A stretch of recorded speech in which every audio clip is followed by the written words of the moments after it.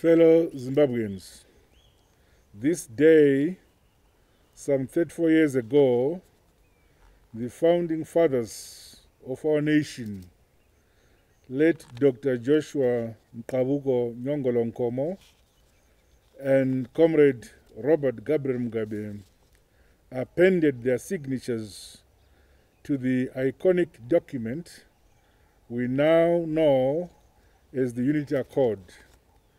This momentous event of 22nd December 1987 extinguished the fires of conflict which threatened our nation, thus laying a strong foundation for the durable peace and unity we enjoy to this day.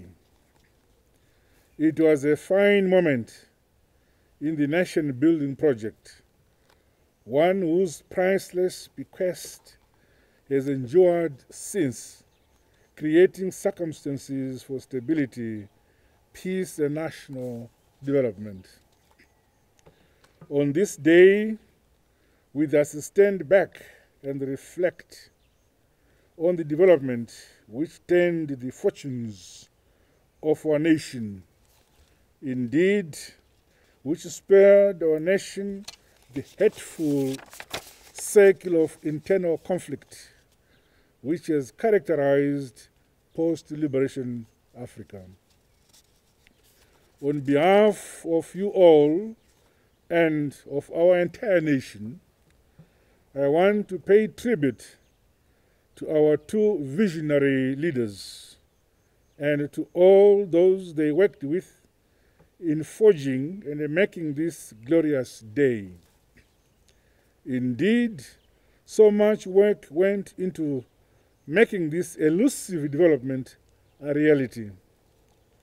So many meetings, countless false starts, seemingly insurmountable points of differences, yet all getting resolved in the end against the firm resolve to work for and win the peace and national unity for our nation. We are truly grateful to these two great men. The two liberation movements, ZANU and PF-ZAPU, rose to the challenge of reuniting the very nation they had wrestled from settler colonialism, and they were poised to jointly rebuild from the ashes of a bloody, protracted armed struggle. But grave misunderstandings interposed, threatening peace and stability in those delicate early years of our independence. We celebrate that reason eventually prevailed, giving us the glorious day we commemorate and celebrate today. The key lesson from this preceding era of internal conflict should never be lost to us.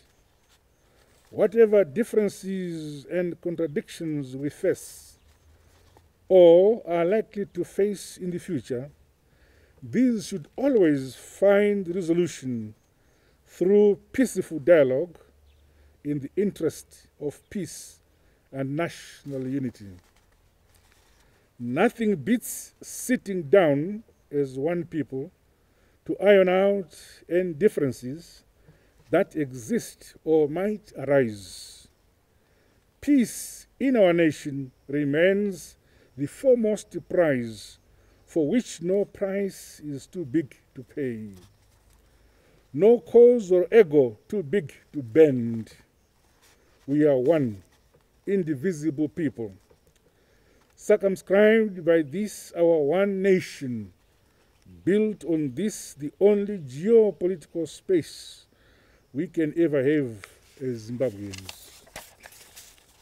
As I address you, efforts continue to be deployed to build on that precious legacy of peace and national unity which the Unity Accord bequeathed us. I have made it a personal mission to engage our citizens and our communities in the conflict zones of that unfortunate time of early independence. We have to boldly confront and tackle the aftermath of that era, heal wounds it left in its work, and where possible, assuage persistent difficulties and challenges traceable to it. This I am resolved to do until we remove whatever bitter memories may still exist and are likely to linger.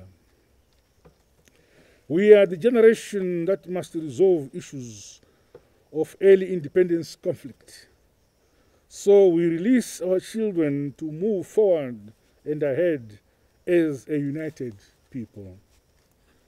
On countless occasions, I have made and interacted with interest groups, community and traditional leaders from Matabeleland and the parts of the Midlands, all with a view to establishing what needs to be done so the far effects of this regrettable era are put behind us.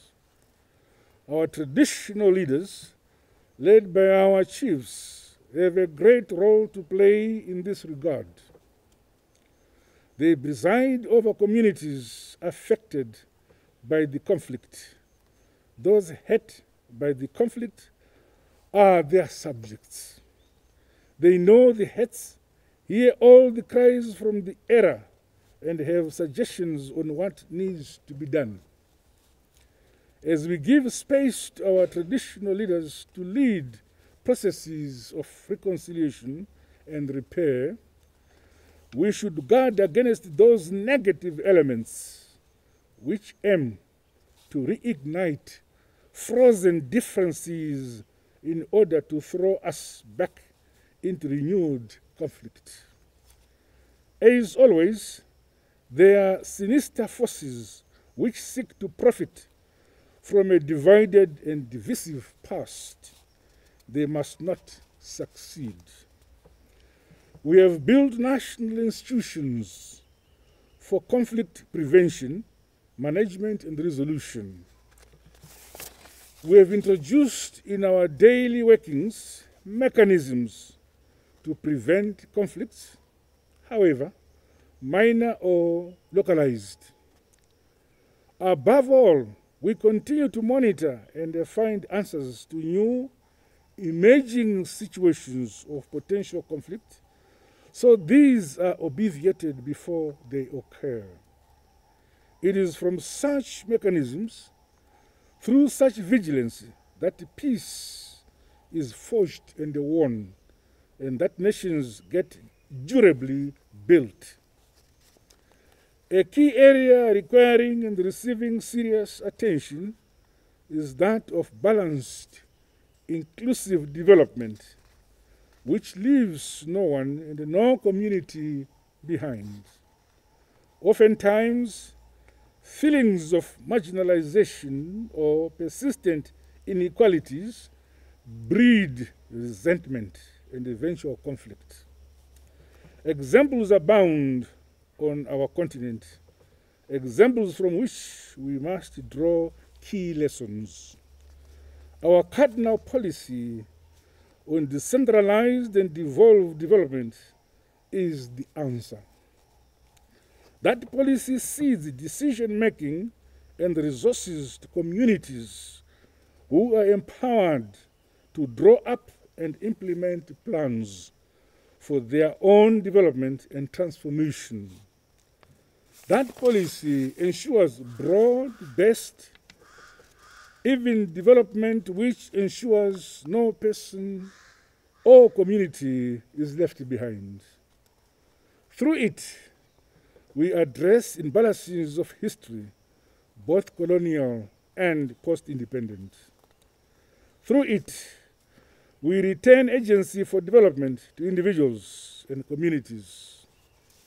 Indeed, through that far-reaching policy, we spread the benefits of growth and development evenly, thus avoiding the bane of a predatory state at the center, vastly removed from the aspirations of individuals and communities.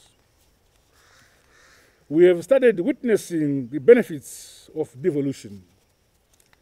Across the length and breadth of our nation, there is hardly any community in which some development activity is not taking place. Roads are being built, dams are being constructed, and lately, signature projects for rural industrialization and development are being rolled out. Fellow countrymen and women, we are well on the road to putting content to the Unity Accord, whose interpretation must now go beyond conflict resolution to encompass peace building through even development. The Unity Accord of 1987 today stands out as an accord enabling spatially balanced, inclusive, community-driven development. It is never an accord or concept frozen in time or history. Rather, it is a dynamic which interacts with time and circumstances as our nation evolves along its chosen trajectory. Even though the signatories to the Unity Accord were two sister liberation movements, the threat and menace which that accord cured and resolved was a national one. Equally, the benefits accruing from it remain national in character.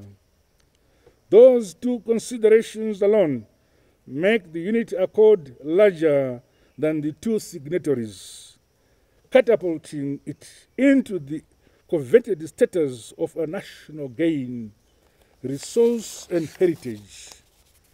This, in effect, means the Unity Accord is our asset together as Zimbabweans. There should never be barriers of politics, color, creed, language, region, or tribe standing between us and its collective ownership. Illustratively, all political formations in the country confirm it, one way or the other, through their structures and leadership choices. That makes the Unity Accord a common possession, indeed a timeless guiding ethos. Our nation stands by it or perishes for want of it. Lately, I have witnessed an upsurge in gun-related crimes. There is a clear upsurge in abuse of firearms, including violent armed robberies. Government now treats this as a grave threat to personal and national security. Decisive measures have now become necessary to put an end to this growing menace, which threatens our otherwise peaceful, law-abiding nation and citizenry. Those who dabble in arms will soon fall by the sword. Let them be warned. As we celebrate this milestone Unity Accord, I want to remind us all that we still face the threat of the global COVID-19 pandemic. We must act responsibly, always bearing in mind we are each other's keeper. Only when we all heed these precautions, getting vaccinated, masking up, observing social distance, adhering to hygienic standards and getting tested regularly, and treated when affected, do we then ensure our collective safety as a nation. This is especially important as we break for the festive period. As I conclude, I once again pay tribute to the two great men and the two liberation movements, which gave us peace and national unity.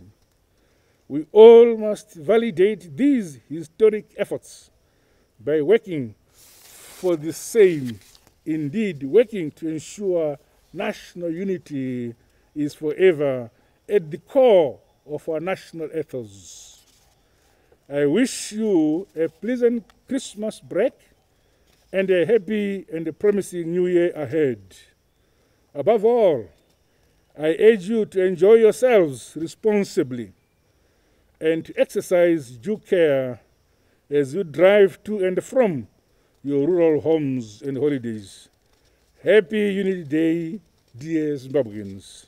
God bless our nation, Zimbabwe, and all your families. I thank you.